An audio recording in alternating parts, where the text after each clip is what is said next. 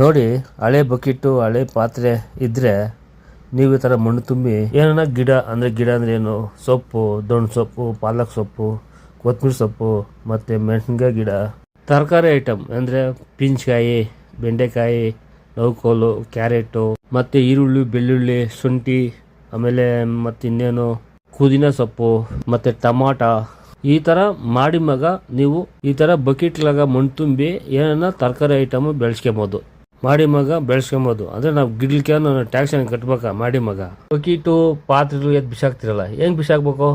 ಏನೋ ಮಣ್ಣು ತುಂಬಿ ಏನೋ ಒಂದು ಗಿಡ ಉಣಿದ್ರೆ ಯಾವತ್ತೋ ಒಂದು ಟೈಮ್ಗೆ ನಮ್ಗೆ ಕಾಪಾಡುತ್ತೆ. ಸಂಸಾರದಲ್ಲಿ ಅಂದರೆ ಒಂದು ಕಿತ ಕೊತ್ತಂಬರಿ ಸೊಪ್ಪು ಇರಲ್ಲ, ಒಂದು ಕಿತ ಹಸಿಮೆಣಸಿನ್ಕಾಯಿ ಇರಲ್ಲ, ಒಂದು ಕಿತ ಶುಂಠಿ ಇರಲ್ಲ, ಪುದೀನ ಸೊಪ್ಪಿರಲ್ಲ.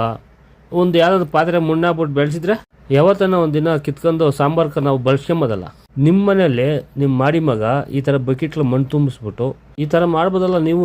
ನಮ್ಮ ಮನ್ಯಾಗ ನಮ್ಮ ಹೆಂಗ್ಸರು ನಾನೇನೋ ಕೆಲಸದಾಗಿದ್ದರೆ ಸಮಯ ಕೊತ್ತಂಬರಿ ಸೊಪ್ಪಿಲ್ಲ, ಹಸಿಮೆಣಸಿನ್ಕಾಯಿ ಇಲ್ಲ ಅಂತೇಳಿ ನನ್ನ ಫೋನ್ ಆಗ್ತಾಳೆ, ತಲೆ ತಿಂತಾಳೆ.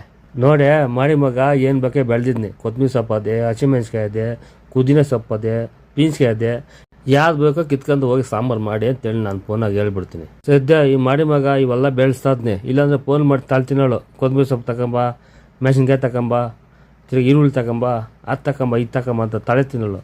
ಅದನ್ನು ತಪ್ಪೈತೆ ನನಗೆ. ಮತ್ತು ಇನ್ನೊಂದು, ಮಾಡಿ ಮಗ ಏನೈತೆ ನಾವು ತರಕಾರಿ ಐಟಮ್ ಏನೋ ಬೆಳೆಸಿದ್ರೆ ಜನ ಕಂಜಿಸ್ಟ್ ಬೀಳಲ್ಲ. ಸದ್ಯ ನಮ್ಮೂರಾಗಂತೂ ಕೋತಿ ಅಂತೂ ಇಲ್ಲ. ಕೋತಿಗಳು ಇದ್ದಿದ್ರೆ ಈ ಗಿಡಗೆಲ್ಲ ಕಿತ್ತಾಕಿರೋವು. ಓಕೆ ಫ್ರೆಂಡ್ಸ್, ನೀವು ಅಷ್ಟೇ ಈ ಥರ ಏನೋ ಬೆಳೆಸಂಗಿದ್ರೆ ಬೆಳೆಸಿ, ಮಣ್ಣಾಕಿ ಗಿಡ ಬೆಳೆಸಂಗಿದ್ರೆ ಬೆಳೆಸಿ. ಮತ್ತು ಈ ವಿಡಿಯೋಕ್ಕೊಂದು ಲೈಕ್ ಮಾಡಿ, ನಿಮ್ಮ ಫ್ರೆಂಡಿಗೆಲ್ಲ ಶೇರ್ ಮಾಡಿ, ನಮ್ಗೆ ಫಾಲೋ ಮಾಡ್ಕೊಳ್ಳಿ. ನಾಳೆ ಒಂದು ವಿಡಿಯೋ ಬಿಡ್ತೀನಿ. ಓಕೆ, ಬಾಯ್.